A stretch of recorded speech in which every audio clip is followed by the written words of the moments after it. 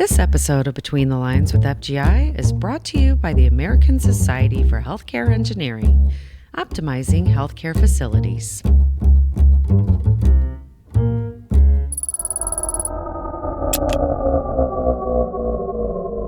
The scanner will affect the equipment in the environment, and the stuff in the environment will affect the performance of the MRI scanner. So effective planning and siting of these pieces of equipment is not only a safety issue, it's an image quality and clinical performance issue. Welcome to Between the Lines with FGI, a podcast brought to you by the Facility Guidelines Institute. In this podcast series, we invite you to listen in on casual conversations related to health and residential care design and construction. Coming to you from Washington State is FGI's very own John Williams, Vice President of Content and Outreach and Chair of the 2026 Health Guidelines Revision Committee. And coming to you direct from St. Louis, Missouri is Bridget McDougall, Associate Editor with FGI. And we're here because we're curious about a lot of things, healthcare design and residential care design related. But today we're really specifically interested about MRIs. And Bridget, I know you did some research and you shared a lot of it with me, and it's fascinating. Totally wacky. So the first MRI on a human took place in, you want to venture to guess, John? No. 1977. Wow. Almost 45, 50 years old? Yeah, isn't that wild? How would you like to be the first person that's like, lay on this table and we're just going to slide you through this giant magnetic donut. Good luck. The whole concept was developed by this guy named Isidore Rabi. I think I'm pronouncing that last name right, but Isidore, what a great name. Fantastic. A professor from Columbia University back in 1937. He was looking for a method for measuring the movements of atomic nuclei. And it was the 1970s when they thought about trying it on humans. Okay, which raises another question, like who went in there before humans? A dog? A monkey? A bird? A lot of trivia here. So here's one of the things I learned. Human body is made up of 60% water, right? Hydrogen and oxygen. And those little hydrogen parts have teeny tiny little bits of magnetism to them. Not a lot, but a tiny bit.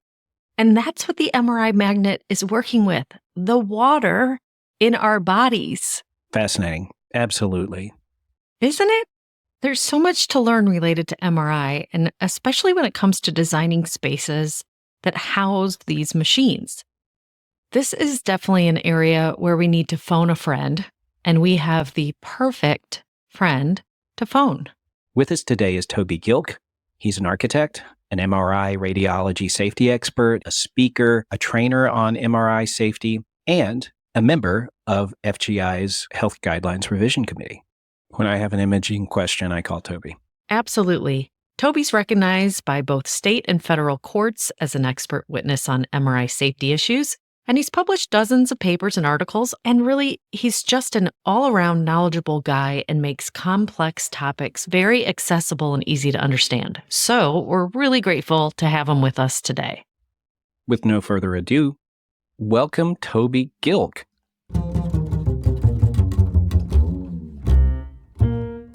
Toby! Tobias. Thank you so much for joining us today, Toby. It's my pleasure. Thank you for having me. I want to talk to you about so many things, but today we want to focus in on MRIs and MRI safety and all the work that we see you doing out there in the community to help keep people safe. Can you help us connect the dots a little from your beginnings as an architect to someone who is today widely regarded as an expert in the field on MRI safety? Sure. Yeah. So in my undergraduate, I was working my way through school at a theater where all of the traveling shows came through. You know, one day it would be the student concert series. The next day it would be a lecturer. And the day after that, it would be the University Philharmonic. So we were constantly sort of changing over the space from one function to the next. And while I was working there, I became incredibly frustrated that the people who designed the building didn't really have an appreciation for how it was going to be used. So I made the decision that I was going to go to architecture school and I was going to design theaters. And lo and behold, discovered, that's probably not a really good career move for me. So I just decided I was going to be your general run-of-the-mill architect. So I completed my degree program. And the very first firm that I got a job working for, I did a couple of little podunk projects at the county-owned hospital. My first one was converting a storage room to an office for the director of surgical services. And that went well. So they're like, okay, well, we'll give you something else. We need to put a pneumatic tube station in the ICU. And that goes well. So the third project that they come to the partners of the firm I was working for is the radiology department had been trying to get a second MRI for several budget cycles. And the CFO kept on turning them down. So this was in the fall. And the CFO essentially gave them a deal that he thought that they couldn't possibly accept, which was, I will authorize the funds for a new MRI if you promise me that you can get it in and we can amortize it on the current year's books, which means scanning a clinical patient prior to the end of the year. If you can do that, then I'll allocate the funds for this MRI project. This is October. Oh, geez. We scanned our first patient December 29th. So Wow. It was this crazy all-in just maelstrom of design and construction activity and the closest working relationship I've ever had with state reviewers and those sorts of things. And the project came up brilliantly. And I don't know whether it was adrenaline associated with that project or what, but I was all in to radiology from that point onward. That was 1997. And essentially my entire career path has been radiology related designs with my particular sweet spot being MRI ever since. The great irony of all of this is I have in some ways kind of come full circle. I'm doing today exactly what I set out to do with a very different building type, but that's how I got into this. What a great origin story. MRIs were not only your entrance drug, so to speak, into healthcare, but it became what you are so well renowned for as being an expert across the country for. It helps you get to do something that you really love doing. So, every day is an adventure that I always look forward to. And what is it about MRI specifically that interests you? For me, it's several different things. One of them is that MRI scanners are, I think, the closest thing to magic that human beings have ever invented, right? You essentially have super cooled, superconducting electromagnets that generate a magnetic field on top of which we superimpose other magnetic fields. And somehow we get pictures out of it, which still kind of defies explanation. The physics associated with MRI scanners is so otherworldly and so profoundly different from our daily experience interacting with the world that everything seems magic associated with this particular imaging modality. I really haven't lost any of the wonder of, oh my God, this is freaking amazing. How did people come up with this? And then to see, unfortunately, from the safety side, all of the pictures or videos of stuff flying towards or stuck up against an MRI, we have sort of these continuous ongoing reminders of just how remarkable, how different this environment is and the role that we can play in shaping physically that environment to make it safer for everybody who's there, as well as sort of the operational demands. It's always fascinating to me. I think most folks know the basics about MRI machines, right? That there's this table you lie on, it kind of slides through this big donut thing, and somehow magnets are involved. But before we go deep into the codes and cautionary tales, can you give everybody an introductory lesson on how these things work? Yeah. Okay. So first thing, let's contrast this with what are profoundly sort of photographic methods of imaging that are like X-rays. And a CT scanner is essentially just a series of X-rays that are read by a computer that can reconstruct it as the three-dimensional image, right? There's not that much of a cognitive or imaginative leap to go from taking pictures with your cell phone to what you get from an X-ray. That stops as soon as we start moving towards MRI. MRI is just a fundamentally different way of looking at building images. We're all familiar with spectroscopy, that we can essentially break down sunlight through a prism and you can separate it out into your red, orange, yellow, green, blue, indigo, violet color scheme. We can do the same thing with the signals that come from human tissue. And we can essentially differentiate them based on the frequencies that they emit. The magnetic fields for MRI essentially aligns the magnetic poles of all of the atoms. So then what we do is we bombard them with radio frequency energy. And this imparts energy temporarily into all of the atoms and molecules in the body. And then we very quickly turn off the bombardment and we turn on a series of antennae that are essentially listening to the emissions from all of the tissues inside the region.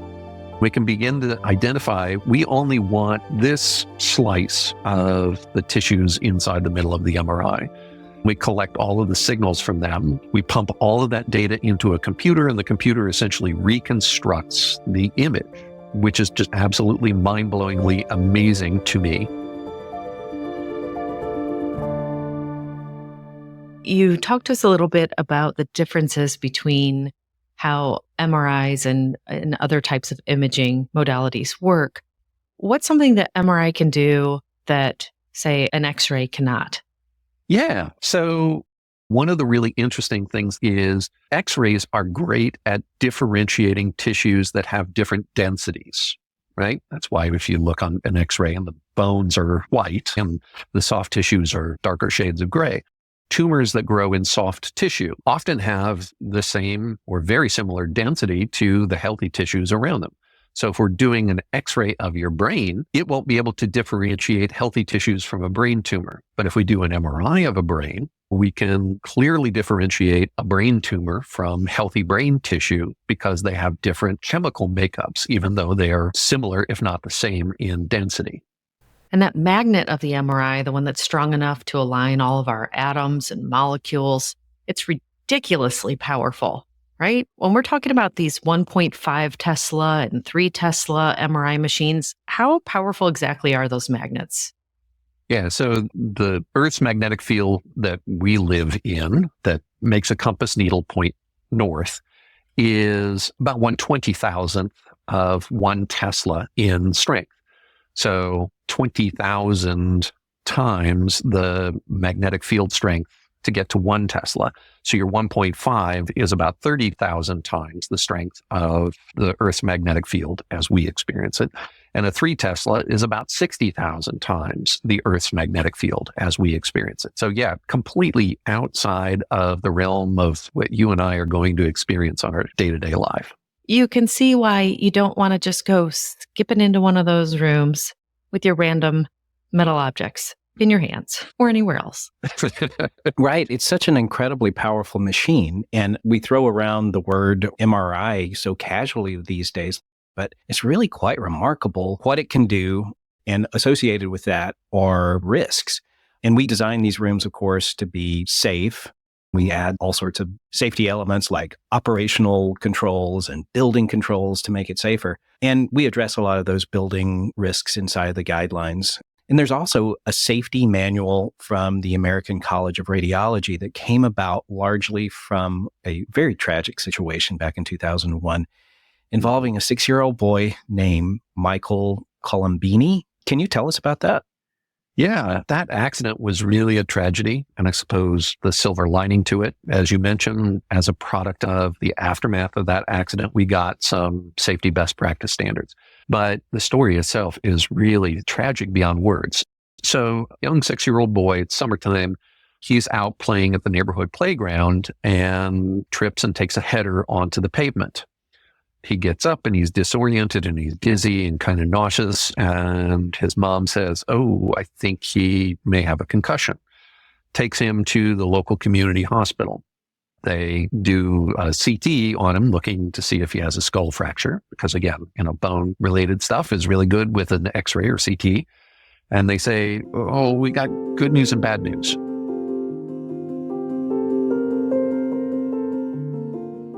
Good news is there's no indication that he has fracture of his skull. The bad news is that he had a particular type of brain tumor, one that you can actually see on CT reasonably well, that once it becomes symptomatic, it's essentially too late for you. But because he was 6 years old, he was well before this tumor became symptomatic. And they're like, this is a gift from heaven, right? So they're like, we're going to send you to the county hospital. Goes to the county hospital. They do the brain surgery. They remove the tumor, and they're about to discharge this kid. So he just dodged the most amazing bullet ever. This kid is going to lead a long, healthy life after this.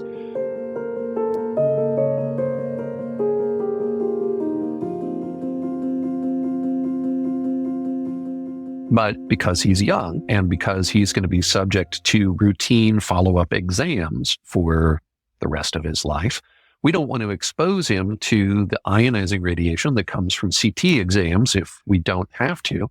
So we're going to do MRIs, and we're going to do one right now before we discharge this kid. So he's just had brain surgery, a scary, uncomfortable situation for anyone, let alone a 6-year-old boy. He is essentially done with his healthcare experience. He is ready to go home.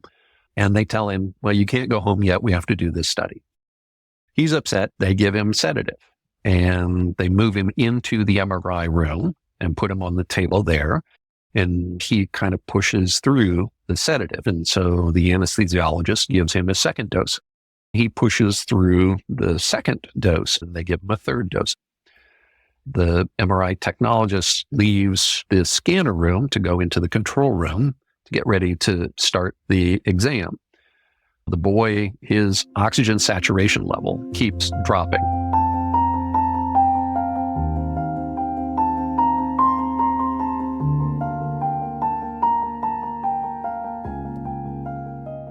Now, most hospitals, oxygen comes from a central supply, big mega tank somewhere out in the parking lot usually, that gets piped through the building to all of the distribution points.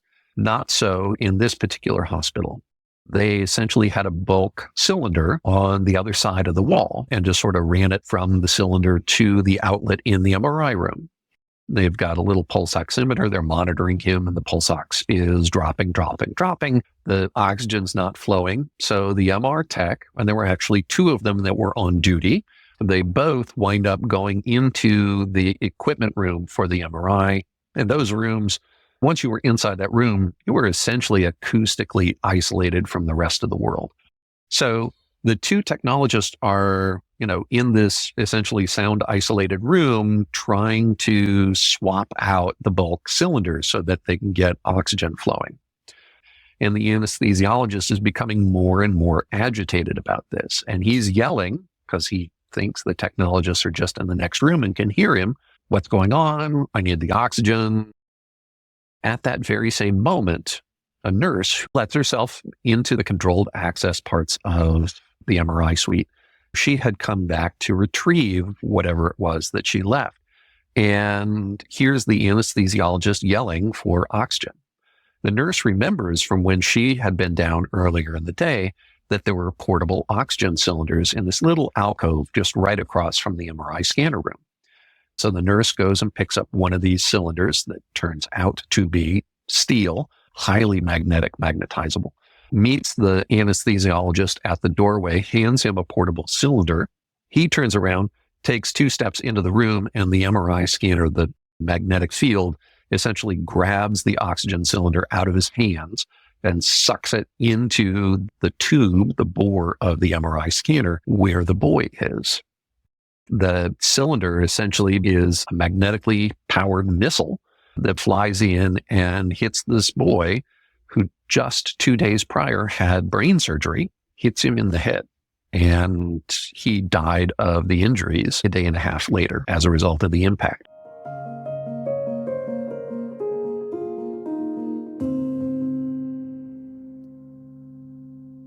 That ACR document that, John, you mentioned, that came out a year later, that essentially it was like, yeah, we can't let this or other significant injury accidents happen again.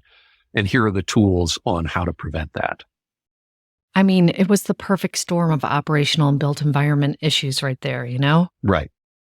So that ACR manual that you talked about introduces this 4-zone strategy for MRI safety, and the guidelines reference this as well.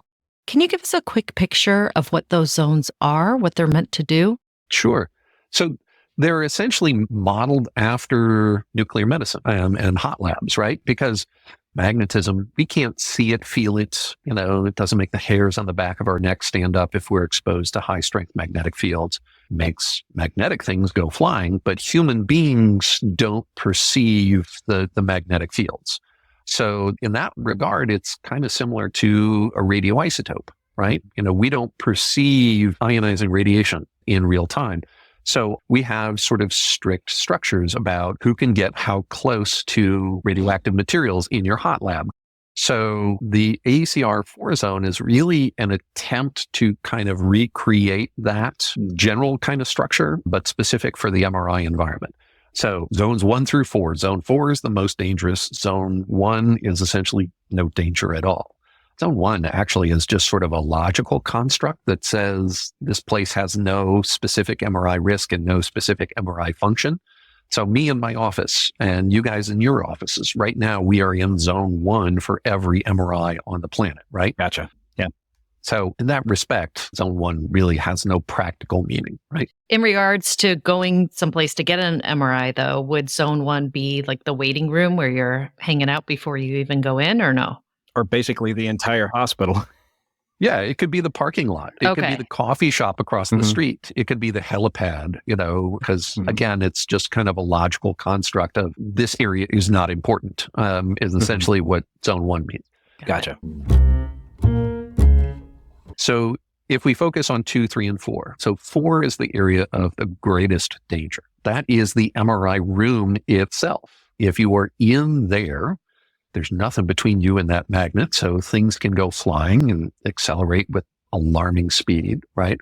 Also, inside the room is where the magnetic fields that we turn on and turn off for the MRI exam. So there's the always on 24/7, 365 high strength magnetic field of the MRI, but then there are these other ones that we turn on and off. And there are other risks that are sort of specific to when the exam is happening. So if you're inside the room, that's where you're potentially exposed to all of these, right? So zone 4 is inside the room with the MRI scanner. Zone 3 is a space that has MRI risk. And really, those tend to boil down to one of two things. Either the magnetic field penetrates through the walls, the ceiling, the floor, or whatever, into an adjacent space at a strength that's high enough that it could potentially interfere with medical devices. That historically had been 5 Gauss or 0.5 millitesla in strength, and that was sort of the safety threshold. If somebody was going to be exposed to a magnetic field that was that strong or stronger, we needed to exclude them from this area or be able to do screening for those people before they had access to an area that they might inadvertently walk into the corner where there's a high strength magnetic field. So that's one of the two criteria. In that space, there is a high strength magnetic field that could interfere with an implant or medical device. The other criteria is, can I go from the space where I am right now into a zone 4, the magnet room itself? So any space that is immediately adjacent, has an unlocked or open door between where I am and inside the room, then that space needs to be designated as a zone 3 space. Next highest level of hazard, either because there is something there persistently or because I can go from here to an area where I'm at the highest possible levels of hazards. So that's like a control room or a resuscitation point or something like that, where you're moving the patient in and out, or staff are coming in and out of that identified space. Yes, exactly. So while zone 4 is specifically associated with the architectural room that is the scanner room, zone 3 spaces are really governed by those two triggers, either strong magnetic field or access to the room. Most frequently, as you point out, John, that means like a control room or entry vestibule kind of space into the MRI room. Zone 2 spaces are where we have an MRI related function. So this might be reception, This might be changing rooms. This might be an interview space where we go over the screening form with patients. It's far enough away from the MRI scanner room that we neither have direct access nor is there a magnetic field that is present. So there are no inherent MRI risks in zone 2 spaces.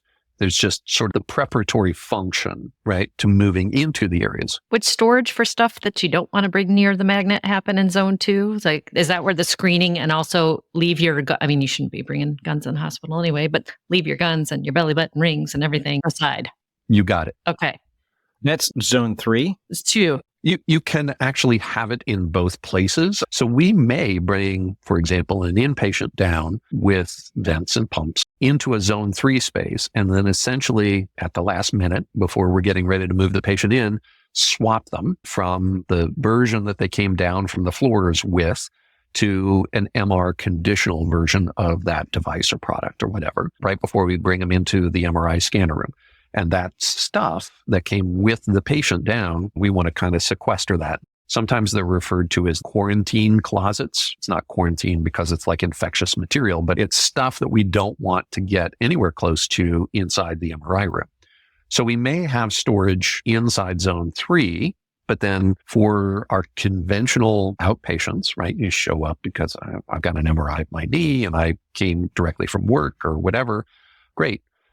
We're going to have you change into a gown. We're going to have you put your backpack, your purse, whatever, put it in a locker.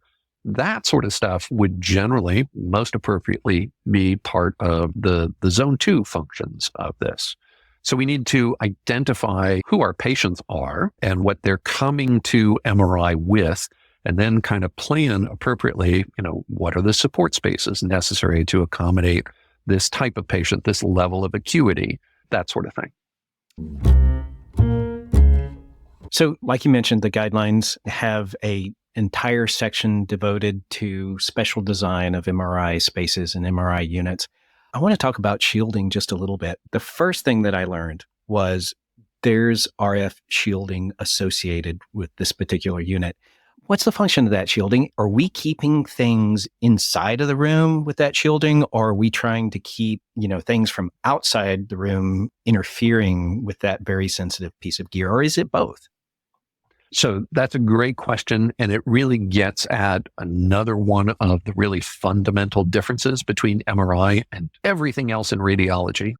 So if we have an X-ray room, if we have a CT room, if we have a PET scanner, a hot lab, even in radiation oncology, linear accelerators, all of those spaces that I just named have essentially radiation emissions coming from tube or a radioisotope or something like that. And we don't want those energies getting outside the room and affecting people in adjacent spaces or nearby spaces. So for those rooms, we put up really dense materials, high density reinforced concrete or lead to essentially contain this bad stuff that we don't want, leaking out into other parts of the building, right? MRI is the exact inverse of that. So the magnetism is non-ionizing. We're not really concerned about what it will do to somebody biologically. Yes, there are levels at which we're concerned that it may interfere with implants or medical devices. So it can affect stuff. It doesn't negatively affect us biologically. So at its most basic level, the shielding that is required for just about every MRI scanner out in the world, this radio frequency shielding, is there to keep stray radio frequency energies that are kind of out in the atmosphere all the time, keep them from coming into the MRI room. Now, you remember from our earlier conversation about how we get these images, right? We essentially bombard the patient with radio frequency energies, and then we listen to the emitted signals that come out of their tissues. Well, if we're listening to what are fundamentally really, really faint signals, and we're also catching News Channel 13's, nightly news broadcast over radio frequency types of spectra, now all of a sudden the local TV station can drown out the signal that we're trying to receive from the knee of this particular patient. Generally speaking, we have to build the room with the radio frequency shielding in the walls, the ceilings, the floor. In addition to that, if we want to keep the magnetic field from going outside the room, if we're concerned that the MRI scanner room is right next to a corridor, for example, and God knows who's going to be walking up and down that corridor, then we might need to add magnetic shielding, essentially to try and keep the magnetic field from going out there. So, Toby, could you have an MRI room up against a corridor like that? It wouldn't be protected by a zone 3, right? And realistically, could you have something shoot across the hallway and zap itself against a wall where an MRI machine is on the other side of that wall? Yes, that is possible depending on the sighting of the magnet, depending on the size of the room, the distance of the MRI scanner from the side walls or the end walls and those sorts of things. Oftentimes, just putting the MRI in the right spot in the room, the magnetic field values that we would be concerned about, 5 Gauss or 0.5 millitesla. The new value that's now allowed is 9 Gauss or 0.9 millitesla, which is actually a little bit closer to the MRI scanner than the old value. Generally, that's contained within the room. Now, the magnetic field, because it's oblong, lozenge shaped, oftentimes out the back end of the room is where there may be the greatest concern. So if there was a corridor, publicly accessible walkway just outside the back end of the room, that would probably be a situation of concern if we didn't have magnetic shielding.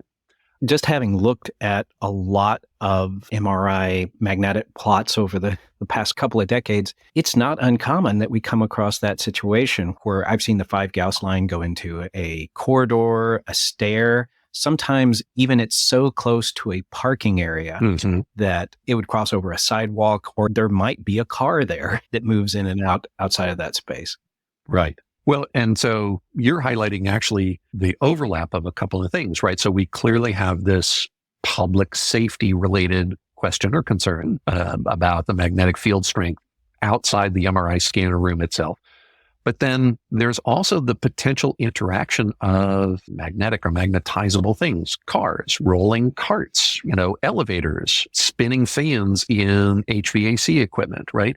Things that move in the magnetic field interact with the magnetic field. And if they're magnetic or magnetizable materials, they actually become magnetic in the presence of an externally applied magnetic field. So now all of a sudden that spinning fan in the HVAC equipment is a spinning magnet. And the MRI scanner really depends on a very precisely balanced magnetic field.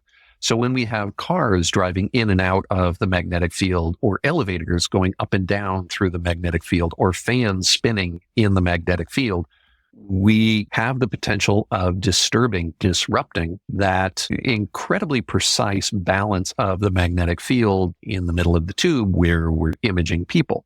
And so all of that stuff outside can actually have negative impacts on the quality of the imaging that we get.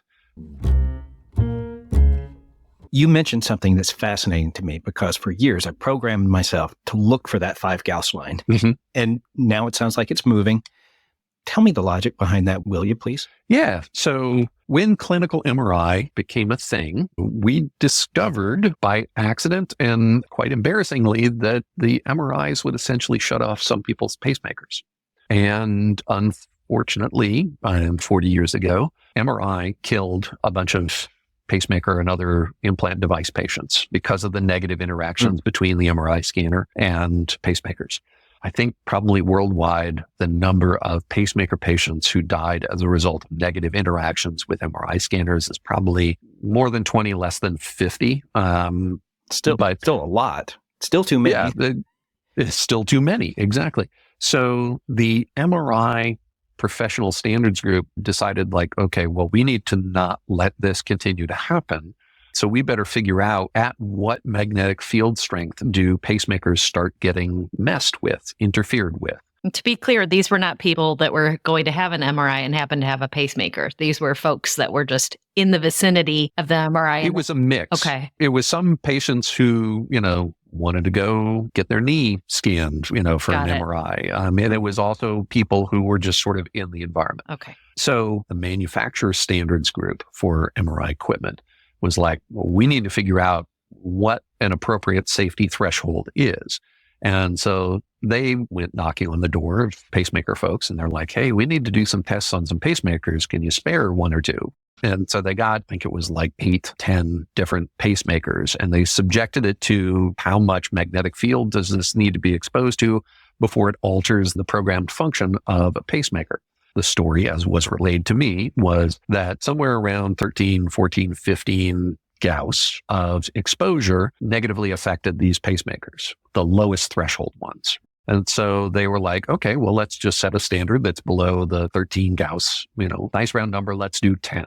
And then somebody pointed out, guys, we didn't really test this on all of the pacemakers out. And we also have no idea if other implants or devices might negatively be affected. We know pacemakers, but maybe other things are negatively affected as well. So maybe 10 isn't conservative enough. And so the MRI device manufacturers were like, okay, you're right. Let's make it more conservative. We'll set 5.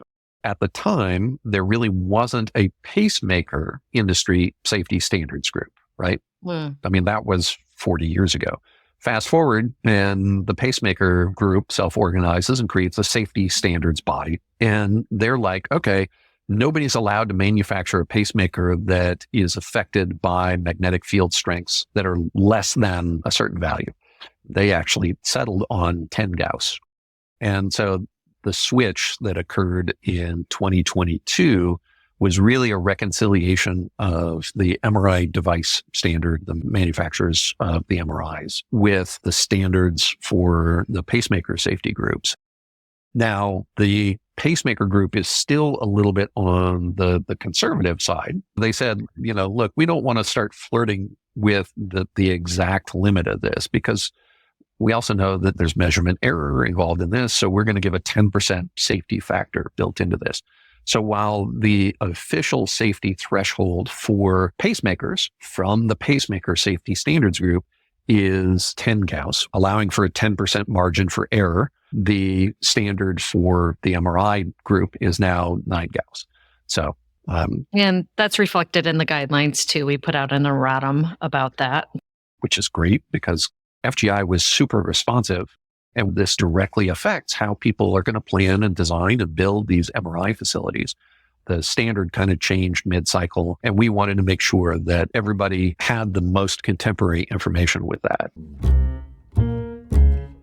There's so much in the guidelines about MRIs, and we talk about things like these machines are massive and you have to make sure that the floor can handle the weight.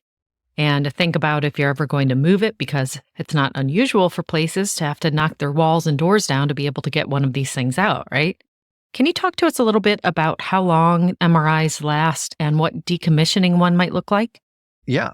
We essentially advise folks to anticipate a 10-year lifespan. You're either going to need a major upgrade or looking at replacing this piece of equipment in its entirety, every decade. If you're really careful about planning the facility to minimize those disruptions that we talked about earlier, you may be able to squeeze 12, 15 years of life out of one of these scanners. But yes, you will need to look at some point, I'm going to need to get this giant thing out of the room and get the replacement giant thing into the room. So we need to think about how a piece of equipment that may weigh 25,000 pounds, how we're getting it through the hospital. And unlike pretty much every other piece of imaging or therapy equipment, MRIs don't break down into small enough things to get through conventional doorways. So we're looking at a delivery path for a 25,000 pound piece of equipment that is going to require 8 foot wide, 8 foot tall corridors to get through. So even if you have that corridor, your door heights are usually going to be 6'8", right? And the door jambs in an 8 foot corridor actually reduce the open width to 7.5 feet if you've got somebody designing it super, super tight. All of that stuff needs to get torn out in order to get the MRI out. There was a hospital, this was 10, 15 years ago now. They had their MRI in the basement of the building. And then sure enough, you couldn't actually get the MRI out, at least not in one piece. So what did they do? They got a construction crew with oxyacetylene torches, and they essentially cut it into small enough bits that you could put in a wheelbarrow and have somebody go through the corridor and dump it into a trash bin. Wow. I did that with a cast iron tub in my house once. That doesn't sound like fun. Yeah. So a less than auspicious end to a multi-million-dollar piece of equipment. So, Hey, while we're talking about space around things, we get a lot of questions about what kind of clearances are needed around the MRI machine when it comes to the back of the machine. So we know you have to have the clearances on the side and the front. The guidelines currently require that clearance to be around the entire machine, including the back. Some folks may write in and say, well, but that's not a place where the patients are going to be. And that's not providers are going to be necessarily, or the providers are going to be. What's the logic behind that? And what's the importance of clearance on those vestigial areas inside of the room? Nice word, John. So we want to have sort of at least the amount of space that allows somebody to get back there to clean. In addition to that, all of the MRI manufacturers, not just MRI, CT and PET and everybody, essentially will give you prescriptive clearance areas around whatever the scanner is that are sort of the minimum service clearance. Usually those are the space that's needed to open the covers or the hatch to be able to get to things.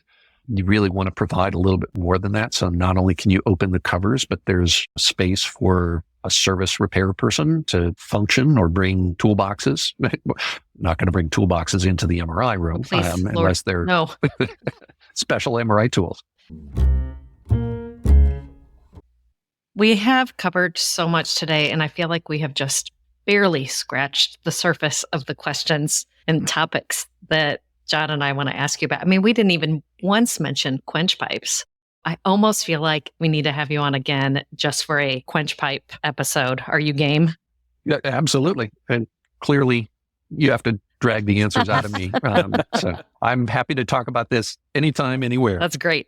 Well, I've always said talking to you, Toby, it's like taking a masterclass in all things MRI. It's wild. If you ever decide to have another career, I think science teacher would be incredible. Oh, yeah. You have a way of teaching things that make it completely understandable and interesting. So we're just so lucky to have you as our phone-a-friend for all things imaging and all things MRI. And get your quench pipe hat on because I think we're going to be coming for you again. Yeah, anytime. Fascinating as always. Thank you so much. Thank you, Toby. Thank you both. Thanks for joining us for another episode of Between the Lines with FGI. Do you have an idea for an episode? Or are you interested in sponsoring one or a series of episodes? Get in touch with us by sending us an email at podcast@fgiguidelines.org. Topics coming up this season include individuals of size, surfaces, plumbing, safety risk assessment, and more imaging. So if you'd like to have us mention your company at the beginning of an episode, reach out to us about sponsorship. Speaking of upcoming episodes, ahead of our next guest interview, we'll be making a post on LinkedIn asking what you want to know related to design of healthcare spaces and individuals of size. And it may already be there, so check out our LinkedIn page. Also, a quick heads up for our listeners. Visit shop.fgiguidelines.org during the week beginning Cyber Monday, that's December 2nd, for a special offer.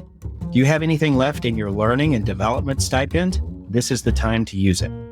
You're going to need a bigger Christmas stocking if you want to fit some guidelines in there. Much bigger. And as always, many thanks to Neil Kane and the Neil Kane Trio for the use of his song Skip to My Lou from the album of the same name. All right. Join us next time as we go between the lines with FGI. Goodbye, everybody. Hey, John, who do you think the first person was that went through that donut on the MRI machine in 1977? I don't know. I was 6. I can't remember what was happening in 77. God, think about it. You were at home eating your Captain Crunch cereal or whatever. Rice Krispies. Eating Rice Krispies. Watching the Love Boat. Oh, yeah. I was totally doing that. Somewhere across the country, somebody was just inching their way into a gigantic magnet force field. One giant leap for imaging kind. One small step for donuts.